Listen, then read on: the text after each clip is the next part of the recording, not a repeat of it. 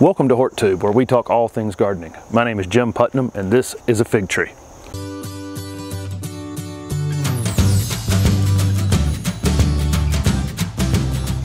This is a fig tree, a fast-growing deciduous shrub with wonderfully sweet fruit, usually in the late summer or early fall, but some varieties can actually fruit twice a season. Fig trees can get quite tall and wide, anywhere between 10 feet tall and 25 feet tall, depending on the variety. We grow one called Celeste that's supposed to be a dwarf, but it gets 10 feet tall. And this is Texas everbearing. It can reach 15 feet or more. We grow brown turkey, which can get 25 feet in height.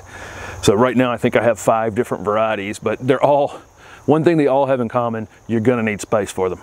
In terms of which zones figs can grow in, most of the time we're talking about zone 7 to 9. They can just go in the ground and be left alone. In zone 7, we'll occasionally get a winter where it'll damage them bad enough that we won't get fruit on them, but that's not true most winters.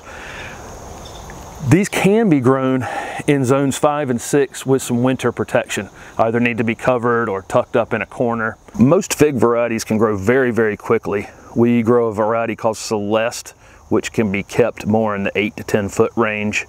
Probably won't grow as quickly as some of the others, but most of them, we're talking about multiple feet a year, 2 and 3 feet once they're established. Like virtually all fruiting plants, figs need mostly sun conditions.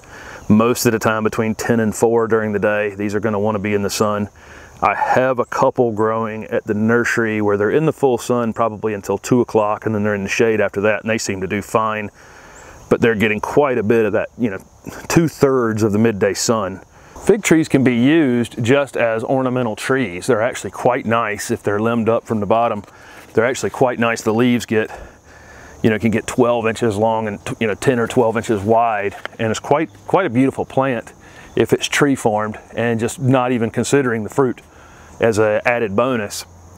They're quite nice like that, but these things pretty much have to go on the edge of your property or in a corner, someplace where you can allow this thing to really put some size on it. If you're going to try to keep it 5 feet tall, you're just never going to see fruit on it.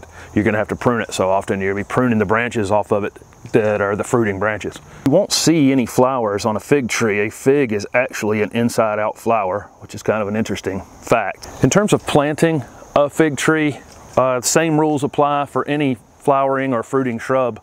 We're going to want to elevate it a little bit above the soil line, meaning we're going to dig the hole like we're going to plant the whole thing, to the whole depth, and then we'll put some loose soil, maybe 1.5 inches or 2 inches of loose soil back at the bottom of that hole, and then place the fig tree into the hole where it's elevated slightly above the grade, and pull our soil up to the edge of that, and then lightly mulch these. If you have heavy clay soils, we'll mix in some pine bark soil conditioner, which is exactly what I'm growing these in. It's just this is the bark from a pine tree that's been composted for a little while. We'll mix that 50-50 with the clay soil and elevate it in the clay for sure. And then in sandier soils, you might be able to get away in a sandier soils planting this a little more flush to the ground, and it probably wouldn't hurt it at all. But in those types of soils, we'll use some compost or some cow manure or some peat moss, something that'll hold some water in place.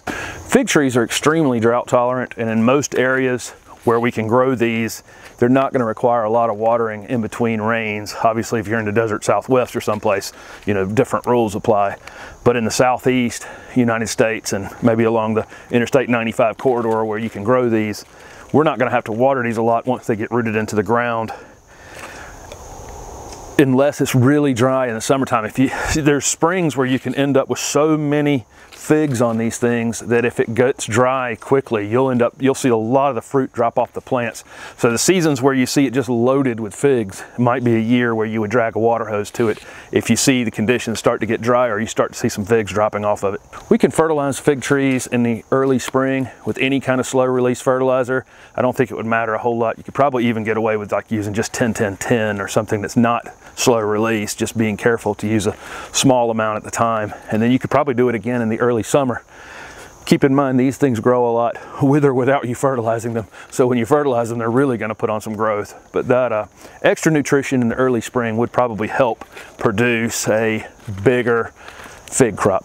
Well, here's the big topic: pruning fig trees. This is the $1 million question. They do require pruning, and they're going to require pruning pretty much every winter. And by winter, I mean after the coldest part of the winter. So probably sometime in mid-February for most people, that'll be past the peak part of the winter. So from mid-February to mid-March would be the time to do the pruning on these. Any kind of, you see the spread, just the natural spread on this plant. These things will spread as wide as they get tall.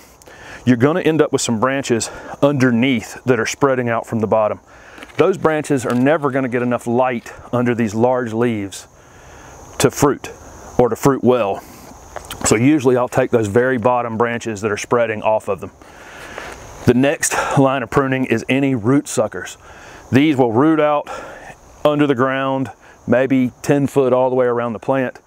And on those roots, you'll start to see in the future pieces coming up. Those need to be cut off. They're not going to fruit well, and they're just taking energy from the plant.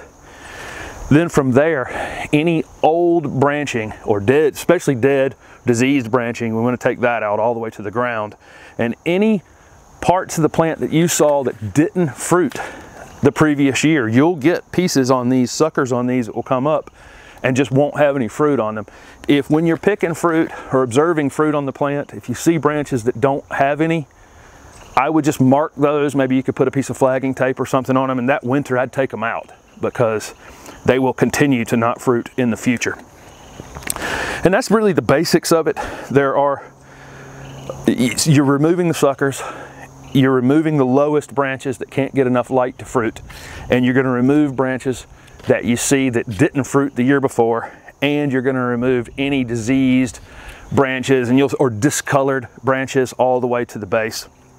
And that's most of what you need to know on pruning these, but it needs to be done every winter. They need to be cleaned up. Any energy that's going to branches that don't fruit will reduce the amount of fruit you're getting on the branches that will fruit.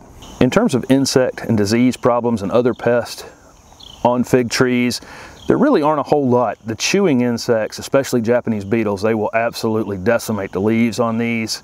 That can be helped by cleaning up the leaves in the late winter. The Japanese beetles actually lay their eggs under the ground, and those leaves will insulate them during the winter time. So cleaning up those leaves is a good idea. They're also susceptible to spider mites, and if they were tucked up in a corner, it would probably be worse where there's no air movement on them. That may be something you'd have to spray. There are organic and chemical solutions for spider mites. Deer rarely ever graze on fig trees, which is kind of nice. Most fruit plants they'll eat to the ground. So what are you waiting for? Even you can grow a fig tree. Thank you for watching, and if this video was helpful, please hit the like button and subscribe to my channel for future videos. If you have any additional questions on figs or blueberries or any other fruiting plants, ask them in the comments below. Thank you.